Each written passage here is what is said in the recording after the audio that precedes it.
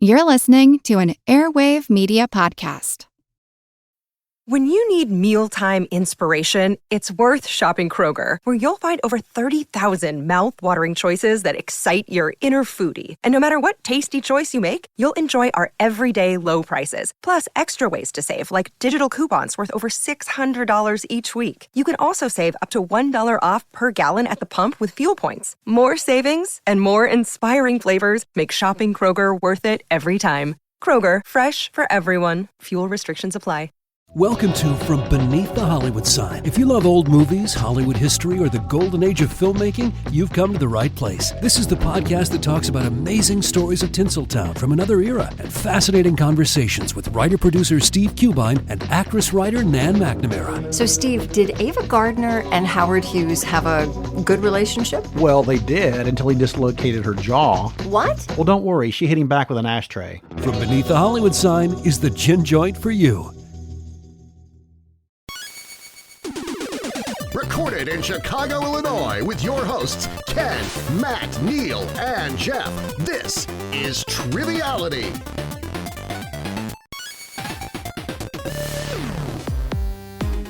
Hello and welcome to Triviality, the game where lack of seriousness meets a little bit of knowledge. My name is Ken. We got Jeff, we got Neal, we got Matt. What's going on, boys? We're all here. Are we allowed to talk to you now? No, not yet, because Okay. I'm still thinking of a team name. Is that a fresh Cubs hat, Matt? It looks brand new. It is a fresh Cubs hat. I'm That's excited. dope. They're tentatively good this year. You know who else is tentatively good this year? Well- I might watch Bears games now. Oh, Caleb Williams. He was at the Cubs game yesterday. It's Not it's to date this. It's fateful that you are wearing a Cubs hat, because you are, in fact, the person who decided to put the troughs in Wrigley Field, right? Originally, yeah. The I'm urinal devastated. troughs, yeah, They took that them they're out. gone. Yeah. Why would I want privacy? Communal effect. Yeah, and Everybody. I think I've seen everyone use a trough at Wrigley, no matter the sex. So that's what baseball games get for you. So, Yeah, just runs right into the Budweiser factory. well, you said the Cubs are doing really well today, or at least recently, and the Bears have a very strong team. But we have a very strong team for us today. We have some draft picks we'd like to introduce here to have a great episode. Starting with our host, returning to the show. Always love having him on the show. Coming to us from Seattle, Washington. He is a Savage Superstar on Patreon. Ethan Metzger. How are you, Ethan? Hey, everybody. I'm doing pretty good today. It's a little rainy, a little gray up here in Seattle like it is most of What? the time. Really? Yeah, right. Surprise. Unexpected. But yeah, we're doing good. Excited to be back. Awesome. Well, we appreciate you bringing your glorious mustache back to the show, even though people can't see it at home. But tell us what you've been up to and a little bit about yourself. Yeah, so I'm up here in Seattle, Washington. I'm a program coordinator for an outdoor environmental justice nonprofit. So just working with young folks early in their career, helping them, take the steps to help further themselves in their potential careers. And outside of that, I'm just out here playing with my cat, playing with some pickleball, and binge watching reality TV. All right. And what's on dock right now, or on deck, I should say? Well, the last year, my journey has been Survivor. So I started at season 1. And then last night, I just finished season 40. Oh my God. I've watched all the modern seasons now, Wow. too. So, Winners at War. Yeah, Winners at War. So I'm fully caught up on every season of Survivor so far. Awesome. Well, that's close to Matt's heart. He's a huge Survivor fan, so we'll have Absolutely. to talk about it a little bit. We have a special guest here today who's going to be partnering with me today, which I'm excited about. Coming to us from Columbia, South Carolina, Casey Kelly, a Rules Guy enthusiast on Patreon. How are you, Casey? Doing pretty well, Neal. So yeah, happy to be back, sitting in Columbia, South Carolina, where it is exorbitantly hot, as it usually is, and just excited to get in today. Yeah, no, happy to have you here. What have you been up to? You have some good news, I think, to share, or some exciting news coming up? I do. So I'll put that one on the last piece. First part is I moved down to South Carolina a couple years ago, and we started a private practice, my wife and I, called Crystal's Counseling, which was pretty cool. And then so she's been a rock star making her own business that I'm sliding in under. And on top of that, she's also putting in the extra work of we are about to have our first daughter. Oh, First kid in general. Congrats. Congratulations. And have you picked out a name? Is it Ken, Jeff, Matt, or Neal, or no? Yeah, it's Ken McNeal. A classic. Works for all genders. Yeah, it does. It really does. It's just very universal. No, we've gone with Roisin Diane. Oh, very nice. Well, yeah, we're so excited. And I know you said you wanted to partner with me today. And I think in honor of the good news, how about we be what to expect when podcasting? Sounds perfect. And we'll be Dula Oblongata. Ooh, classic. All right. Well, we got our teams, and we got to hear the rules. So let's actually see Darren do his best Colonel Sanders from Waterboy impression. The rules of the game are simple. 20 questions split into 2 rounds worth 10 points apiece. At halftime, there'll be a special swing round designed by this week's host. After regulation, players will enter the final round with the points that they've accumulated and will have a chance to wager 0 to 30 points on 5 categorized questions. At the end of the game, someone will be named the cream of the crop. The cream of the crop. It's pretty close. Pretty close, as always. As always, he's a master at work. Well, shall we jump in? Let's do it. All right. So this first round of questions was inspired by a group of friends. They've been hosting PowerPoint parties over the last few years where everybody comes to the party with a PowerPoint presentation that can be just about anything. So all these topics are about things that some of us have presented in our PowerPoint parties. I've never heard of this. You never seen this? A PowerPoint Yeah, party? yeah, they're all over TikTok. Oh, it's super fun. Yeah. Yeah. Sounds like extra work, though. It's a little bit of work, but it's fun. There's no comeback for that. Like, Ken's yes. anti-work. I mean, look, it's a lot of work to DM, D&D too, but it's fun too. So, Yeah. Well, Whatever brings you joy. Before we start, so what did you do your PowerPoint on? So I have done PowerPoints. I've got a couple questions about them in here. Oh, okay, but cool. I'll get to them here in a little Awesome. I'm going to start Excel spreadsheet parties. I love less Excel. people attending. That might be my worst nightmare. Yeah. bit. Oh, jeez. All right. So question number 1 is about trees. So most trees fall under 2 different categories. One type having foliage and remaining green throughout the entire year, and the other type of trees shedding their foliage at the end of the growing season. What are these 2 types of trees? Okay, Casey, what do you know about trees? Are you outside investigating them all the time? As much as I would love to be, I spend most of my time indoors in a chair, which is unfortunate. But it's made of wood, and that's helpful. No, that's get very close to helpful. the trees. Yeah. You have a murdered tree. I'm wondering about, I don't know why, but deciduous came to my head. That was the first one I was thinking of just because I love that word, and that's kind of why it stuck in my head. I think deciduous for sure is one of them. So we can definitely lock that one in. So I don't know if it's specific to that they. I mean, I think it's mostly that they just have comb. But I thought of coniferous was the next one that came to my head. Oh, that's a good thought. I was thinking just from the phrase like something is evergreen, like meaning it lasts forever. I think they name it after that, tree wise. But I don't know if it is. I could just be thinking of the phrase, like the common phrase. So we can either go evergreen or coniferous, whichever one you feel confident with. Let's go with your gut. It felt good. Okay. All right. We're gonna lock in with evergreen and deciduous. And we're going to say angiosperm and gymnosperm. Yeah, so the answers we were looking for are deciduous and evergreen. Also would have accepted conifer. Most conifers, or I think all conifers are evergreens, but not all evergreens are necessarily conifers. But yeah, deciduous trees are ones that lose their leaves or their needles throughout the year. And then evergreens, as the name says, they're just always green. And they keep their little leaves and needles. Nice. Nice. I was gonna make a Conifer Lopez joke, but I didn't. You showed great restraint, Neal. Good job. All right. Question number 2 is about Star Wars. Yesterday was May the 4th, and this was something that was once presented in a PowerPoint party. So here's a question about Star Wars. So in 2019, Disney launched Disney Plus, and with that, a number of shows taking place in the Star Wars universe. Name the show that premiered in 2021 and follows a group of clone troopers that have genetic mutations resisting them from Order 66. Casey seems very excited. Locked in, Casey? I love Star Wars. If you know it, you can lock in for us. All right, so they're pretty confident. Do you know this series with the stormtroopers? Um, Is this ringing a bell? The Bad Batch. That does sound Is that what it's familiar. called? Yeah. All right, we're gonna say the Bad Batch, which is close to Jeff's nickname, but just one letter off. Bad Batch. Yeah. Yeah, the answer is the Bad Batch. I have not watched the show myself personally, but I am currently working through the Clone Wars animated series, so excited to eventually get to the Bad Batch. All right. Question number 3 is inspired by my friend Grace's PowerPoint presentation, board game pieces I would put into my mouth. I'm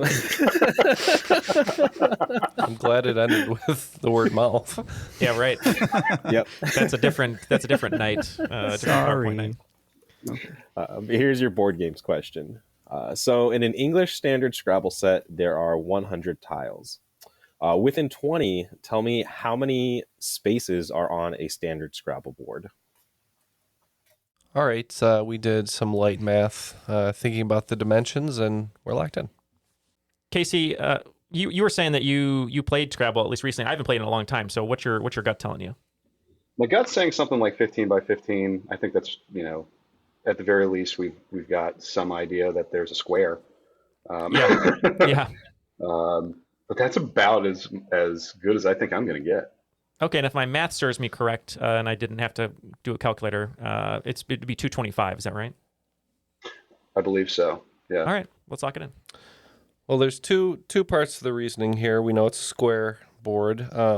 We know that it has to be an odd number of spaces on a single dimension because there's that center space. So we're going to go 15 by 15 as well for 225. All right. And both teams are on the money. The answer is 225 spaces. Nice. Yeah. The longest possible word, I believe, is 15 letters. So spanning the entire length of the board. And I was looking at this the other day, but purely theoretical. But if spanning across the right spaces and having, certain combination of tiles around it, could be worth, I think, over like 1,000 points in a single play. Mm-hmm. Wow. And what did your friend, or what conclusion did your friend come to about what piece would go in their mouth? Most of them. Okay. I think Monopoly pieces were up there. Mm-hmm. Domino style pieces were up there too. Sorry was a good one. Yeah. Just ranking it on mouthfeel. Just like, all right. All right. Question number 4 is about K-pop. So for the last 7 years, BTS has ruled the K-pop world with the top selling album in the genre. With many members currently on active military duty, the door is open for another group to take the reins. Which boy group, who shares a name with the number of another Asian sports icon, had the best-selling K-pop album in 2023? Mom Jeans? No, what was that band? You know what I'm talking about. Mom Jeans is a band, isn't it? No, they're a band, but the K-pop one is what? New Jeans? Oh, New Jeans. Yeah. Is that what it is? Matt? I'm not familiar with Neal? K-pop. New Jeans? Oh, yeah. New Jeans? Is it New Jeans? It's not Mom Jeans. Yeah, I can't remember Mom now. Jeans is a rock band. Mom Jeans is an emo band. Yeah. We're probably talking about Shohei Ohtani, right? I would think. I don't know what his number is. I don't either, which is funny because 41? I saw him plastered on everything 41? when we were in Japan. Some 41. Sure. Some 41. Yeah, we'll do 41. All right, so Casey and I discussed, and Casey said he does not pop nor K, which is totally fine. I listen to a lot of K-pop as well. I believe this is 17 spelled out, the word spelled out. Yep, and the answer is 17. So 17 also being the number of Shohei Ohtani. Their last album sold, I think now over 6 million copies and is the largest selling K-pop album ever. All right, question number 5. This is what I presented in the last PowerPoint party, is a question about professional sumo. Wow.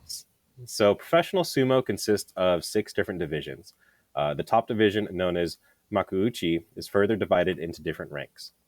What is the top rank called in the sumo world? If you followed another form of wrestling, you may already know this. What do you know about sumo, if anything, Casey? Very little. I know that they are excellent athletes. That's about all I got. Yeah, I'm trying to think of the clue for the other wrestling division, and yeah, nothing's really coming to me right now. I'm like drawing a blank. Yeah, I don't think I'm gonna be able to pull it on my end, unfortunately. Yeah, should we just go with a guess, you think? Yeah, I think a guess is what we got. All right, we'll go with the coniferous division. Love it. We're gonna go with Yokozuna. Yep, the answer is Yokozuna. Yeah, this question was written for Matt, even though he's not playing. But Yokozuna was also the name of a famous WWE wrestler in the 90s. But yeah, sumo is something that I started following in the last 6 months or so. It's a super fun sport to follow. There have been, I think, 73 Yokozunas in sumo history, which is not a lot. Mm-hmm. Yeah, exactly. With history, are you going to try and do some sumo yourself? You know, I think my my sumo dreams have passed me. All right, after 5, pretty good scores on both sides here. Expecting what to expect when podcasting with 40 points so far. Dula, 30 points. Dula Amagata, is that right? Am I saying it right? Oblongata. 30 points. Anyone's game. All right, question number 6. This is not related to any PowerPoints that are presented, but we've got a before and after question. So I want you to give me the 12th largest fast food chain in the world, started in San Bernardino, California, combined with the pen name of an author known for her writings on race, feminism, and class. All right, Casey and I talked about this one, and we're just not coming up with some good answers that make sense, and we just don't want to say one that doesn't make sense. So we're just going to tap on this one. So have read this author quite a bit, and believe it or not, that's where my mind went, and mostly confirmed. Have you eaten at the restaurant quite a bit as well? Yes, I have. This mostly confirmed my suspicion about the restaurant, though. And we believe, and if correct, this is my favorite before and after I've ever had, Taco Bell hooks. Yep, that is correct. The answer you're looking for is Taco Bell hooks. So Bell Hooks was born Gloria Jean Watkins. Has published many books, some notable ones being Ain't I a Woman, Black Woman and Feminism, and Feminist Theory from Margin 2 Center. And also Nachos Del Grande. Yeah. Bell Hooks is one of my favorites that I read when I did like philosophy inquiries in gender studies in college. So. Yeah, that was inspired by me getting some Taco Bell a few days ago. And I just instantly thought of it. Both institutions in their own right. Yeah. All right. Question number 7 is about animals. Cheetahs are the fastest animals on land, clocking in at over 60 miles per hour. The fastest flight speed of an animal has been registered at over 240 miles per hour. This bird can be found anywhere from the tundra to the tropics and in most environments except for the extreme poles and tropical rainforests. What is this bird of prey? Well, I kind of think we can lock in. Yeah. Also, I feel about this bird the way Neal feels about the jaguar. I was going to say, Oh, interesting. it's funny you should say that because I was thinking, even though cheetahs are fast, do they really have the bite force of a jaguar? What are they even doing here? They don't. After they run their top speed, they pass out and they die from other animals. But Casey, you said you know this one, I think. I'm pretty locked in on this one. I'm pretty sure. Go ahead and say it. Yeah. What do you think? What do you think it is? I think it's the peregrine falcon. All right. So the peregrine falcon, if my history serves me right, also runs a home for peculiar children. What do you guys think? Did you know studies of the beak of this animal were used to model the bullet train? We said peregrine falcon as well. Yeah, the answer is peregrine falcon. That is a really fun fact about the beak of the peregrine falcon. I didn't know that. I don't know if it's the bullet train or other bullet trains, but they've definitely been studying. There's a lot of interesting things coming out of the world of studying biology for purposes of mechanical engineering. The new trains that go even faster, they modeled after my schnoz. Is that what happened? All right. Question number 8 is about literature. Ronald Knox, an English Catholic priest and radio broadcaster, was also an author and is responsible for creating the 10 Commandments for a certain genre of literature. These 10 Commandments went on to be influential in the golden age of this genre. And an example of one of these commandments is twin brothers and brothers generally must not appear unless we have been duly prepared. I know this one, Casey. If you Trust me. Oh yeah. Okay, Yeah, we're gonna lock in. So, twin brothers would probably not be a big problem in literature unless you were gonna like put it on stage, right? Then you'd be like, oh, we need to find some twins. So maybe it's playwriting. I like that. Okay. We're going to actually say that Ronald Knox has the 10 Commandments of detective fiction. The answer is detective fiction. Also would have accepted murder mystery or anything semi-related to that genre. It was going to be one of these things Neal liked, so good guess. Yeah, right. Yeah, it was a good guess. But my favorite of the 10 Commandments is the sidekick of the detective, or the Watson, must not conceal from the reader any thoughts which pass through his mind. His intelligence must be slightly, but very slightly, below that of the average reader. Yeah, that's true. That happens quite a bit. My favorite commandment is thou shalt not kill without purpose to drive the plot. So, And if Dutch Boy is mentioned in the first act of the podcast, he must do an impression in the later half. All right, like Chekhov's gun. Yeah. Chekhov's Dutch Boy. I was Chekhov's hoping Dutch for Boy. the Maltese impression. All right, moving on to question 9. Question 9 is about anime. So dating back to the 1980s. I was going to say that. Maybe not. We'll see. So dating back to the 1980s, the Dragon Ball franchise is one of the most widely recognized series amongst manga and anime enjoyers, as well as the general public. Recently, the creator of the series passed away. There is a global response of admiration from other creators, actors, and even political figures. Who was the creator of the Dragon Ball series? Locked in. Okay, Casey, I'm familiar with the show. I read the news of the creator passing away. I just can't pull the name. Do you know this one? Oh yeah, this is the juggernaut Akira Toriyama. Yep, we also said Akira Toriyama. Yep, that is correct. The answer is Akira Toriyama. One of my favorite posts, in memory of him, is from Justin Chatwin, who plays Jimmy or Steve in Shameless. Also played Goku in the live-action adaptation. Oh, that's right. And just posted a photo apologizing to him for messing it up so badly. It wasn't his fault. Let's put it that way. It takes a village.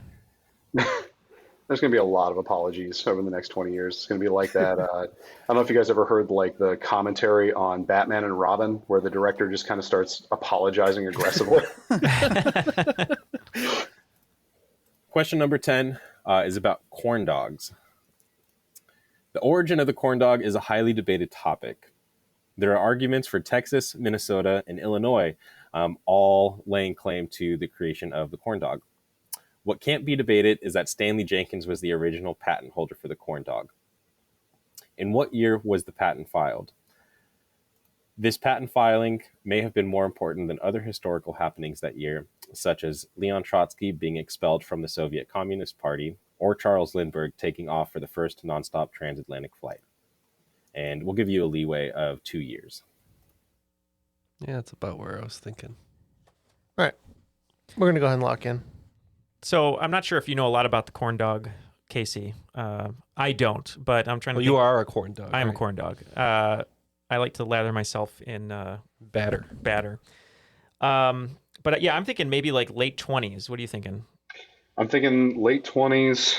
I'm thinking, I don't know why, but 1929 popped out in my head. I've got like 50% on that one. Okay. I mean, that's good. If it's within 2, that gives us 27, which is good. So we get 27 to 29 if I remember. So Okay. yeah, let's go. We can go 29. And we said 1927. Awesome. So yeah, the year we were looking for is 1927. So it would have accepted anything from 1925 to 1929. And 1929 was the year that the patent was actually granted to Stanley Jenkins. Oh, that's what you're thinking of, Casey, is when it was granted to him. Exactly. I I was had a just hard time thinking, selling knew it it. at the end of the year, though. If you ever have just like some spare time, I would definitely recommend going in and like reading some of like what was written on the original patent filing. I forgot to copy and paste some of it over as flavor text, but it's all about apparatuses for dipping and holding food. Well, if you want something fun to check out the patent for the shoes from Smooth Criminal by Michael Jackson. You can see the drawings of how they work when he leans really forward. He doesn't fall. With the hook in the floor. With the hook in the whatever it floor, is. yeah. If you look that up, they have all the drawings and everything.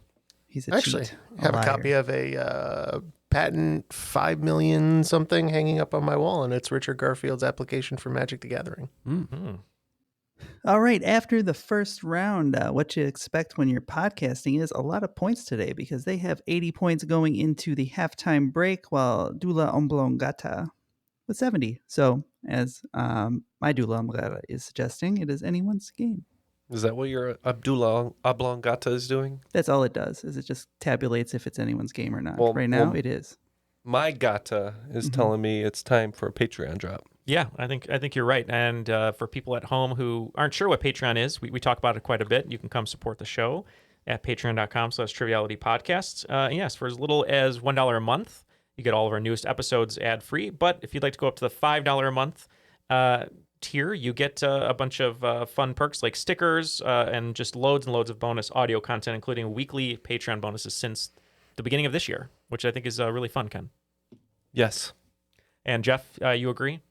Oh, I do. I was just thinking about the one time when we used to do wagers and some of the ridiculous videos that we made and posted on our Patreon feed, exclusive to patrons as well. We could do some more of those, too. Yeah, the Bigote jousting, which took us about 20 minutes to film and about 8 hours of Neal to over-edit. Yeah.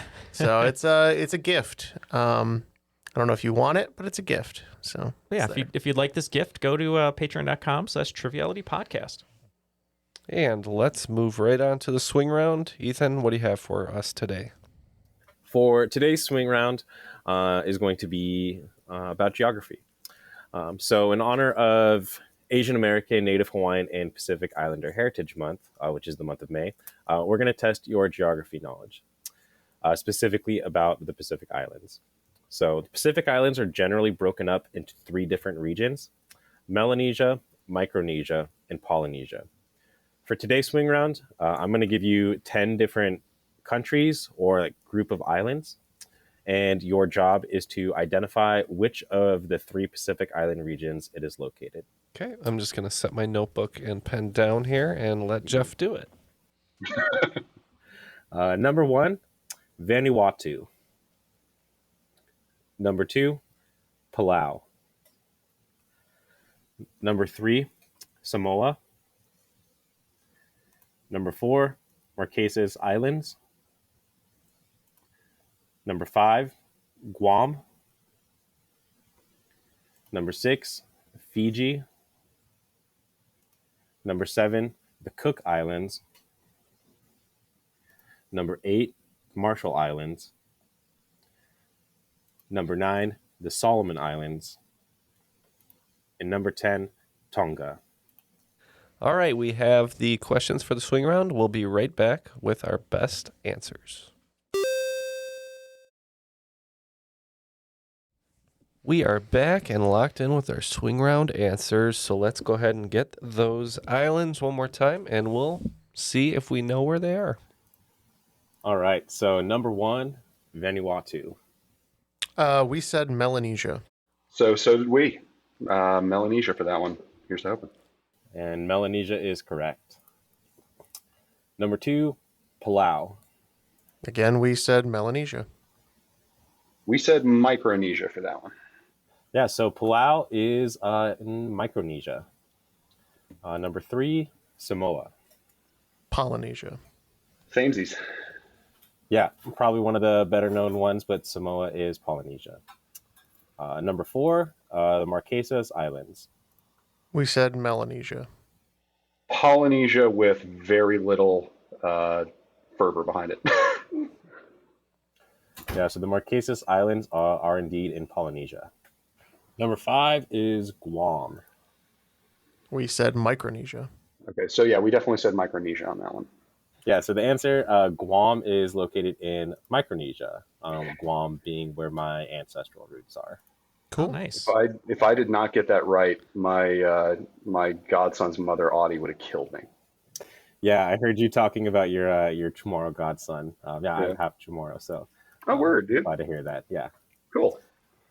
Number 6, Fiji. We said Melanesia. We also said Melanesia. And both teams are correct. Fiji is in Melanesia. Number 7, Cook Islands. Pretty sure that's Polynesia. We also said Polynesia. And both teams are correct. The Cook Islands are in Polynesia.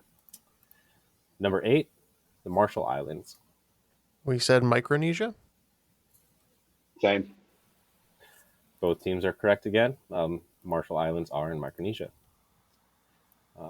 Number 9, the Solomon Islands. Yep, roll it back. We said Micronesia. Yeah, we said Melanesia for that one. One team getting points. The Solomon Islands are in Melanesia. And then number 10, Tonga. Polynesia. Polynesia. Both teams are correct. Tonga is in Polynesia. So yeah, the Polynesian ones definitely have more of like the more well-known larger countries. But just a general breakdown, Melanesia kind of like the southwest portion of the Pacific Islands, Micronesia being a little bit more northwest and definitely being smaller, and then Polynesia taking up basically everything else. Well, I feel like I have amnesia after that round, but both teams doing pretty well. Matt, where are the scores at?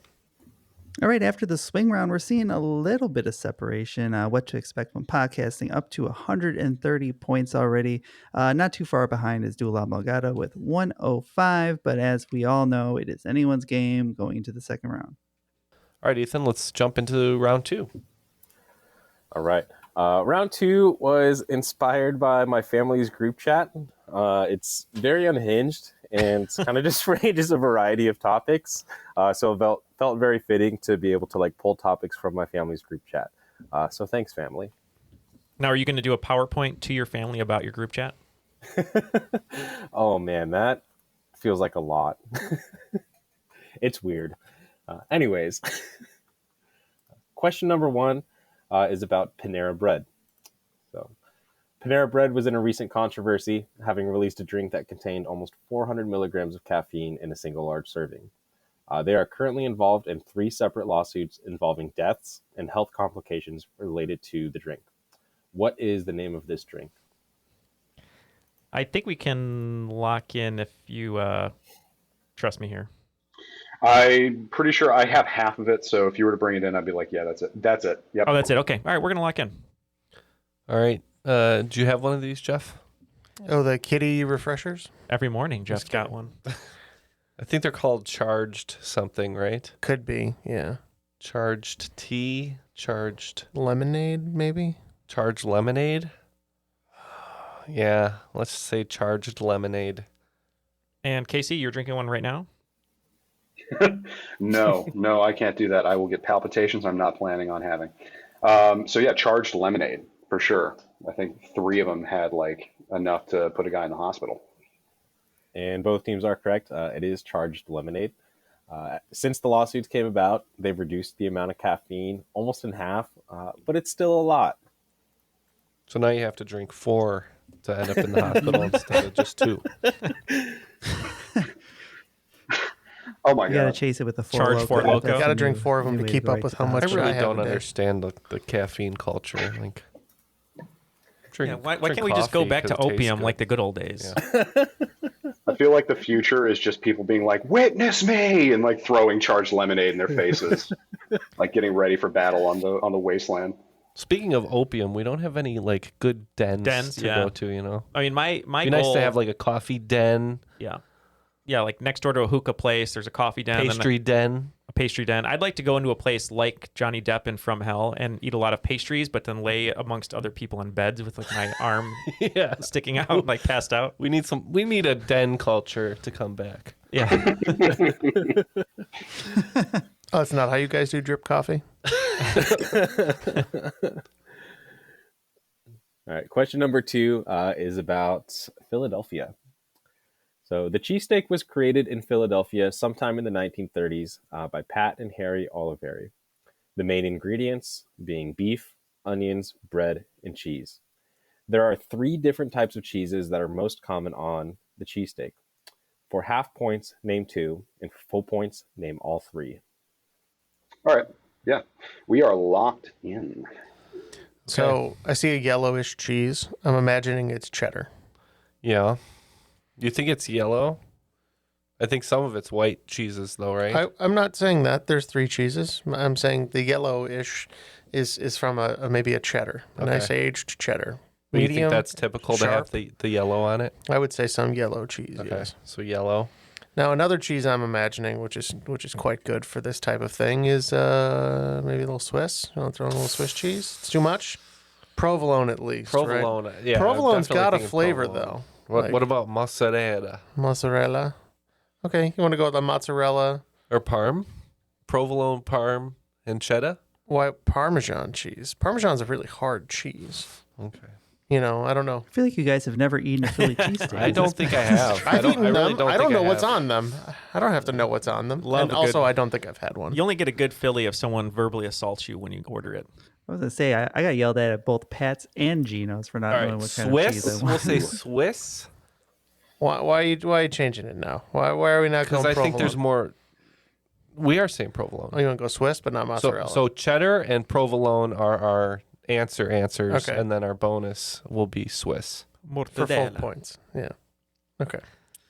All right, I'll let you take it, Casey. We agreed on all fronts. Yeah, so definitely provolone for sure. We're thinking white American as well. And then, Jeff, you were talking about some yellow orange cheese. I'm thinking that's Cheese Whiz in this situation. Yeah, Casey nailed it. The 3 cheeses are American, more specifically white American, provolone, and Cheese Whiz. I'm almost glad I've never had one. Oh, you'd love it, though. I know you would love it. So we get Yeah. 0 Cheese Whiz is points better for our order is- provolone. I know, I'm a garbage baby. It's fine. It is a No fantastic points. sandwich. Yeah. I prefer provolone, but Cheese Whiz is actually pretty good too. Yeah, whiz with. That's the way to eat it. Mm. If you guys are in the know. Matt's Not in the even the know. best sandwich in Philly, though. That's the broccoli raw pork sandwich. That thing is nuts. I've never heard of a broccoli raw Ooh. pork sandwich, but that sounds interesting. What? All right. Question number 3 is about portmanteaus. So portmanteaus are when the sounds and meanings of words are combined into one, such as brunch being a combination of breakfast and lunch. What is Botox a portmanteau of? Yeah, we could lock in. I got that one. Oh, do you know this one, Casey? I do. So I believe that's botulism toxin. Okay. I trust you because when I heard portmanteaus, I thought of 2 things. I thought of Quentin Tarantino and stuff I'm not very good at. So I'm fine going with botulism toxin if you feel good about it. I do. Try to sell it if it's called botulism toxin. That's why we call it Botox. We agree. We said botulism toxin. A great reason for making sure that your cans are cooked before they're delivered to the grocery store. Or how to And cook both your teams- cans. Both teams are saving points. Botulism toxin is the answer. Good band name. And remember, if your can is dented, rusty, or bulging, throw it out. Is it wrong if my can is bulging? No, it'll just make it look like you no longer care about anything. If your can is bulging, definitely don't eat the contents of the can. Oh, I don't open the can. Oh, we're talking about You'll probably kill your Processed entire food. building. okay. All right, moving on to question number 4, which is a sports question. In 2021, the NCAA introduced the NIL to collegiate sports, which allowed specific rules and pathways for collegiate and amateur athletes to get paid from brand deals and sponsorship opportunities. What does the acronym NIL stand for? Okay, so they're tapping Casey. I follow a lot of athletes that have taken advantage of this. Obviously, our new quarterback here in Chicago, Caleb Williams, is Another new quarterback. another new quarterback. See how it turns out this time. Yes, he is kind of raking in the NIL money. I'm pretty sure this is name, image, likeness. All right, and one team receiving points. NIL stands for name, image, likeness. I also would have accepted what WWE is doing currently. They have their Next in Line program, which is like a pathway for collegiate athletes to start performing in the WWE. But yeah, name, image, and likeness. I could see you in the WWE, Ethan. I don't know why. I just feel like I could. I've thought about what my persona would be, but I don't I think know the what it would mustache be. is a good start. Yeah, That could be yeah. a persona You in could start itself. there. Got the Rick Rude look going, maybe. I think you're pretty. I'm almost positive you're pretty jacked. I can't really tell from under your hoodie, but I assume you are. You like climb mountains and stuff, so. Oh, thank you. Yeah. I would love to be athletic and do like lucha. That stuff's cool. But then we can't see the stash. He has true. a cutout for the stash. Yeah, it's just the stash hole. Is there? What's the Spanish Leave a stash hole? Was there a Spanish word for mustache? Stash hole. Let me see. The Spanish word for mustache is bigote. Is that how Yeah, you say you it? didn't know that? El bigote. That's a great name. El bigote, and it's just your stash hanging out. Oh man, that flows nicely. All right, things to ponder on as I'm working this week. Cool. All right, question number 5 is about hip hop. So there have been many famous instruments throughout music history, such as the Gibson Les Paul and the Fender Stratocaster for guitars.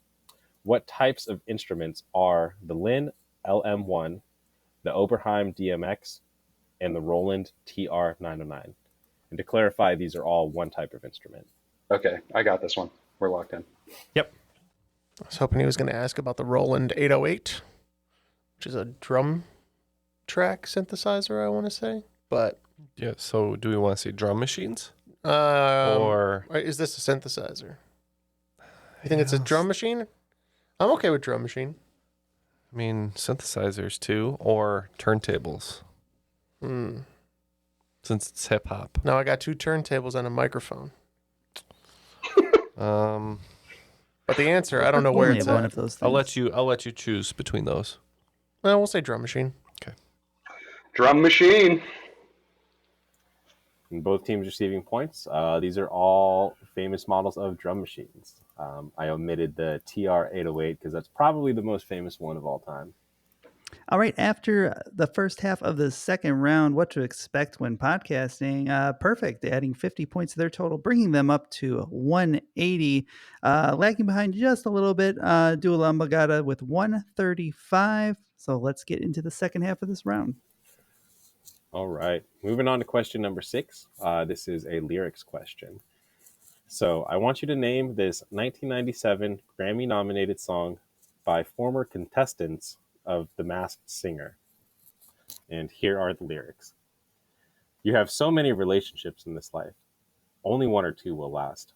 You go through all this pain and strife, then you turn your back, and they're gone so fast. We can lock in, Casey. Big Masked Singer fan.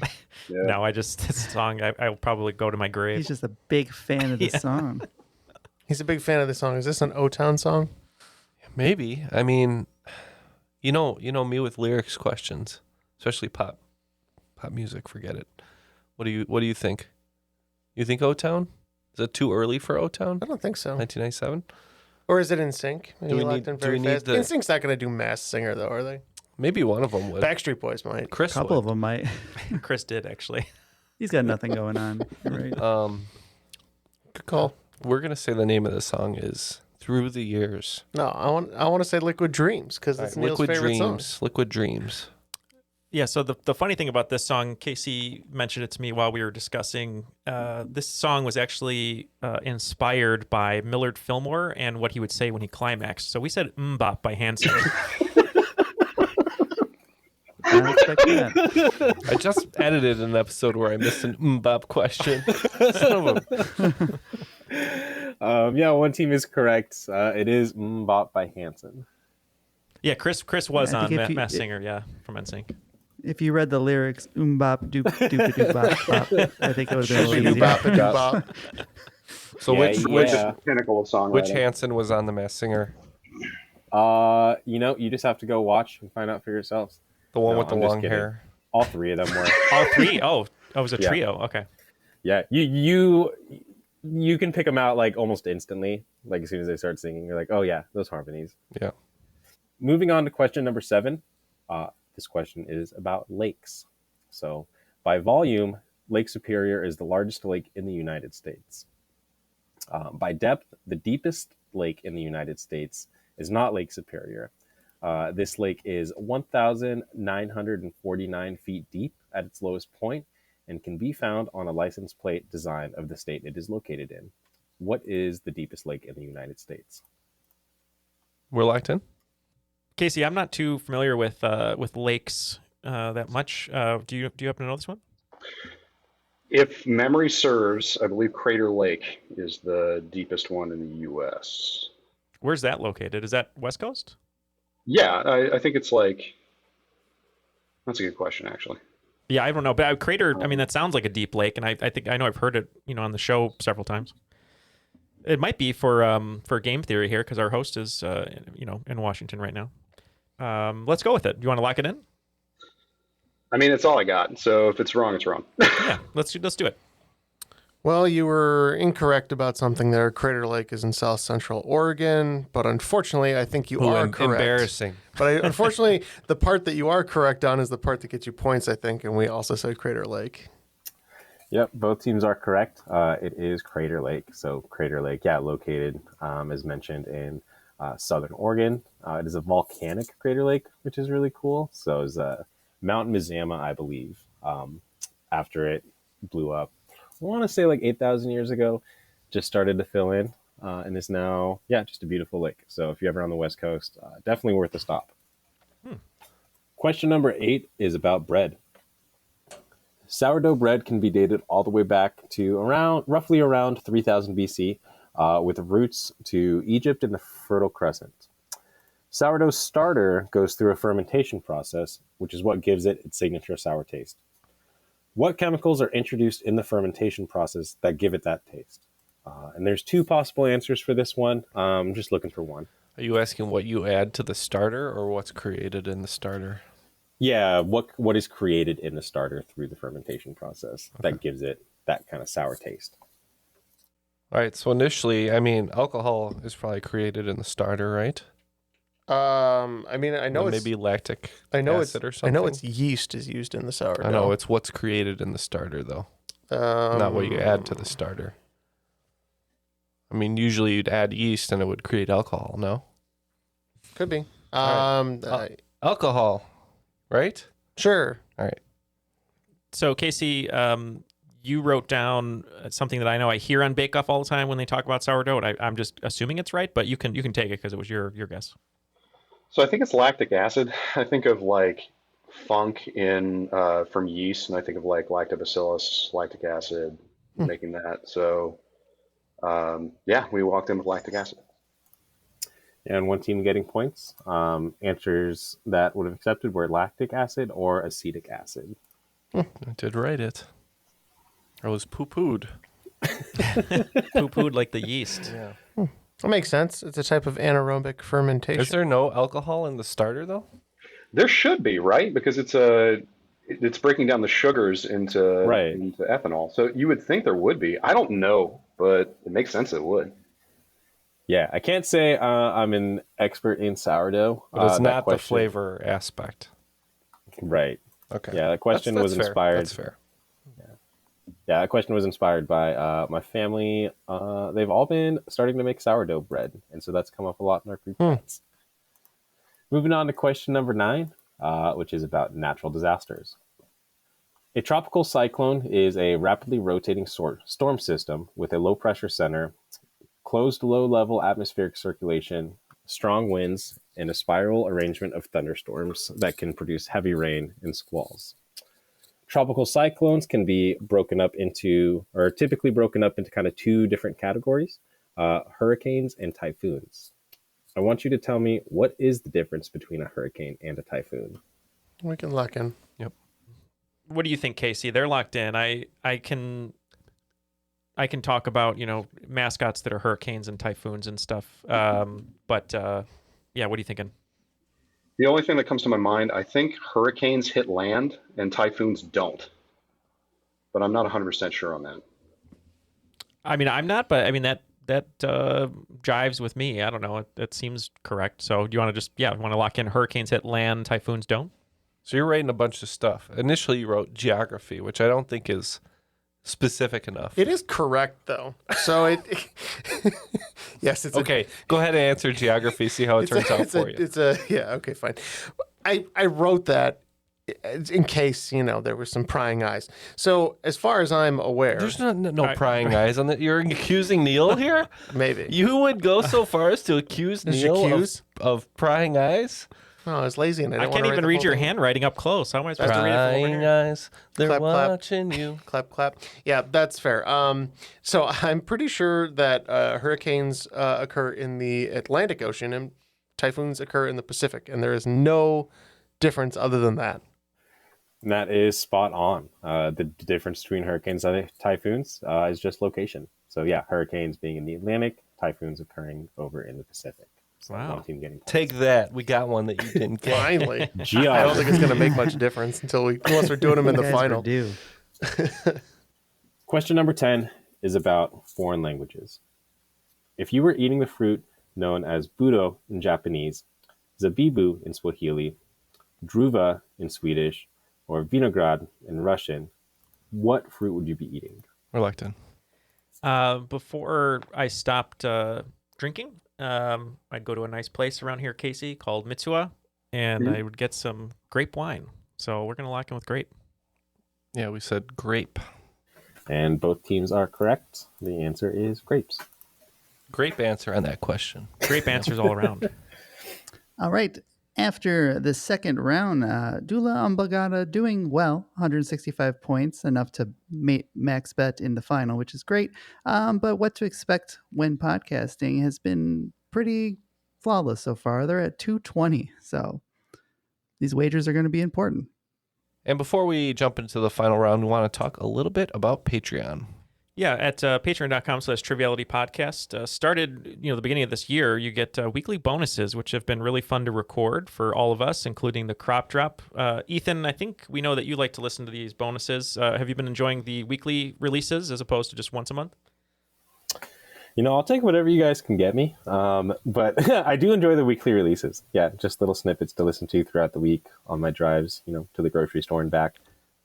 And if it sounds exciting to everyone listening, I mean, you can have, quizzes based around woodworking, insurance. Stop talking about the woodworking. Neal just really likes that word. The insurance game, that was beyond the pale. Insurance. We did a taxes game, but don't worry, it's not actually all about taxes, insurance, and woodworking. It's just inspired by, and it helps us. Think about the most boring thing you can imagine. Neal's like a 1099 INT is filed when. And INT stands for interception in the NFL. Who has the most interceptions? Exactly, stuff like that. So it's all good fun, but we enjoy doing it. And Matt, you love the crop drop. I think that's probably your favorite. It's my favorite because we don't have to answer questions. We just talk about weird stuff from our days. We are answering questions. We're answering open-ended questions, right, from our wonderful listeners. Yes. So if you'd like to get in on the action, you can go to patreon.com/trivialitypodcast. All right, let's find out what the final categories are and place our wagers. Okay, so your final categories. Number 1, activists. Number 2, mottos. Number 3, islands. Number 4, drag race. And number 5, food. And the wagers are now locked in, so let's go ahead and get the questions. All right. So question number 1 is about activists. This activist was born in 1921 in San Pedro, California. Drawing on their experiences in internment camps, they later went on to work with Malcolm X, being present at many of his speeches.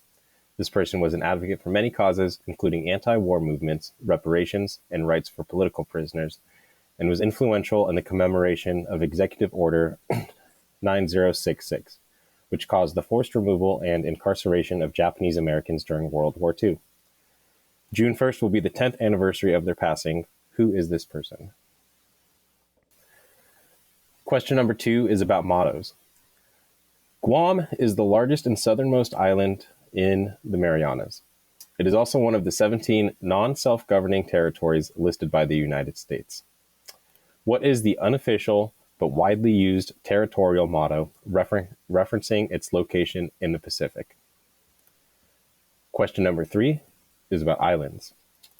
The Kingdom of Hawaii was established as a sovereign state during the late 18th century by King Kamehameha I. This nation was ruled primarily by the House of Kamehameha and the House of Kalakaua until they were overthrown by non-natives in 1893. Who was the last monarch of Hawaii? Question number 4, Drag Race. RuPaul's Drag Race has only crowned 3 Asian American, Native Hawaiian, or Pacific Islander winners in its 16 seasons. The most recent being Nymphia Wind from this last season and Sasha Colby from the season before. The first is a fan favorite of Indonesian Dutch descent, with her win coming in season 3 back in 2011. This queen also competed in 2022 on the first ever all winners edition of All Stars. Who was this queen? And question number 5 is about food. Dave Chang is a chef, restaurateur, author, podcast host, and TV personality. You may know him from Netflix's Ugly Delicious or from his many restaurants spanning from LA to New York.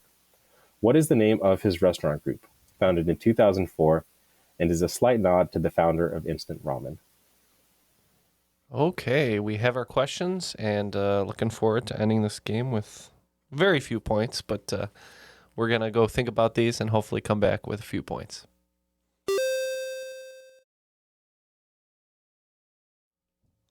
We are back, and it's time to face the music with these answers. We're going 30s all the way down because we have to push to try to win this game.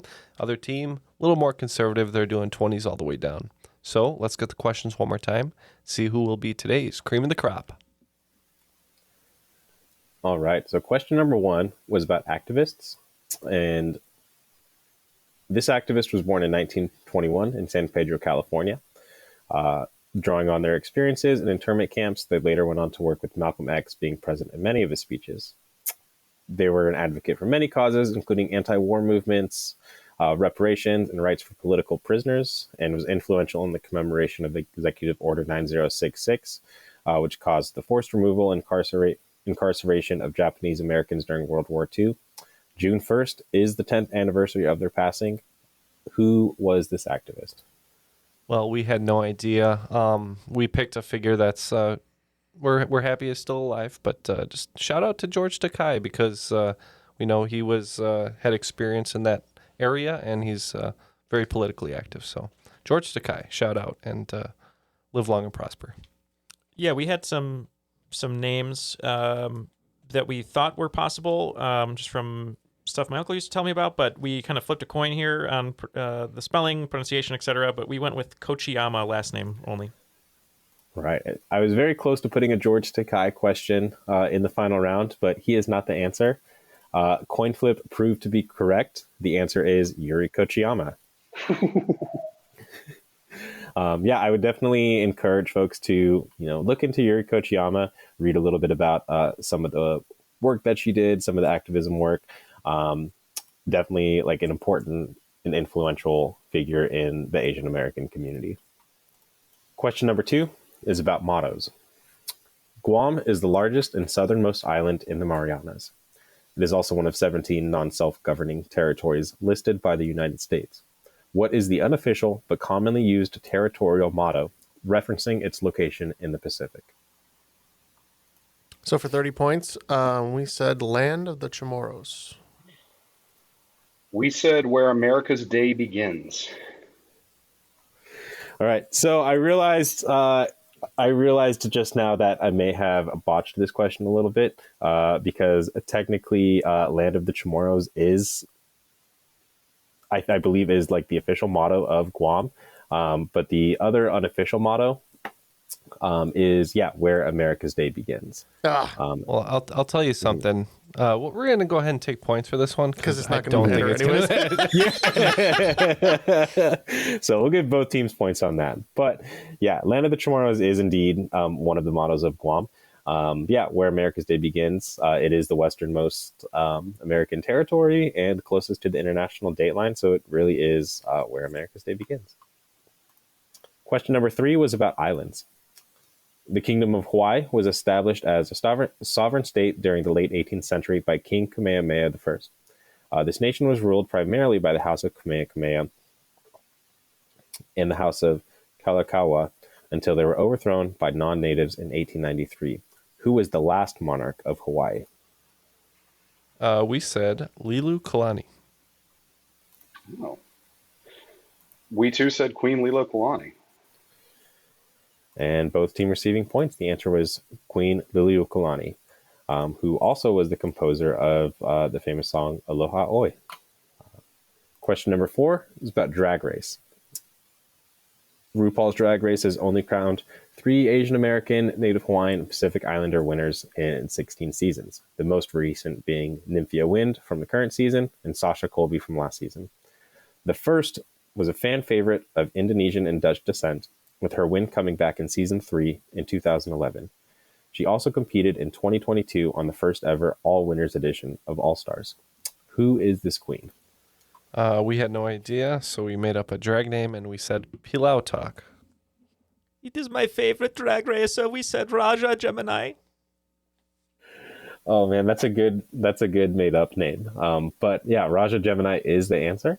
While she did not win the All Winners season of All Stars, she did win the award. Queen of She Done Already Done Had Hers is. And question number 5 was about food. So Dave Chang is a chef, restaurateur, author, podcast host, and TV personality. You may know him from Netflix's Ugly Delicious or from his many restaurants spanning from LA to New York. What is the name of his restaurant group founded in 2004 and is a slight nod to the founder of instant ramen? I know there's 2 ways, and I think it's Momofuku. Yep, yeah, we agree. Big in New York, Momofuku. And both teams receiving points. The answer is Momofuku. There's a couple of different ways that the name Momofuku came to be. One, I believe it was Momofuku Ando, was the kind of the creator of instant ramen and went on to create, the brands such as Top Ramen.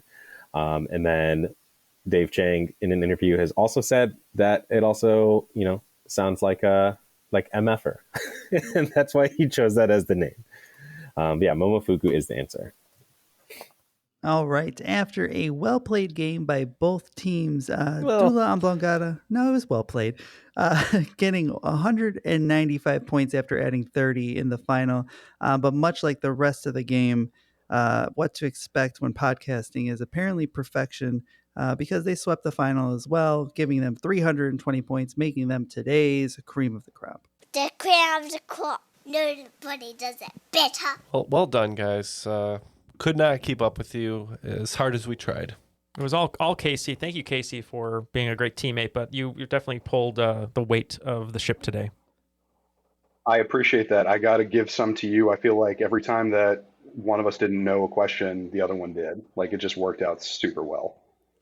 Well, thank you for picking me, and obviously for being a patron and for supporting the show. We really appreciate it, and congratulations, obviously, in order for the great news you spoke about in the beginning of the show. But any shout-outs you'd like to give before we let you go today? Yeah, I'll give a shout-out to my friends Kara and Joey. They're going to be getting married next year. They one of the best couples I've ever seen. I'm really excited to watch their love grow. That's awesome. Well, congratulations to them. Well, thank you for saying that. And Ethan, wonderful game, just really well written. And we always love your questions and having you here. And obviously, I think El Bigote, the new luchador, is going to be starting soon. But any shout outs you'd like to give? Yeah, thanks y'all so much for having me on. Yeah, I hope that final round, was obviously all about Asian Americans, Native Hawaiians, and Pacific Islanders here during our Heritage Month. And I hope that, will help inspire folks to, maybe branch out and do a little bit of their own research about not just some of these icons, but some of the other important figures throughout our history. Yeah, but thank you, so much to everybody that helped play test and helped write these questions. Big shout out to my partner Laura for, at 10:30 last night when I had just a burst of inspiration to scrap a handful of questions and write new ones, for helping me work through that. And shout out to my cat Bubs, who's sitting on the chair of the couch right next to me and did not, interrupt too much this time. Yes, and thanks so much for bringing that Pacific Island flavor to the show. Glad to get a diverse category of questions, and we greatly appreciate that.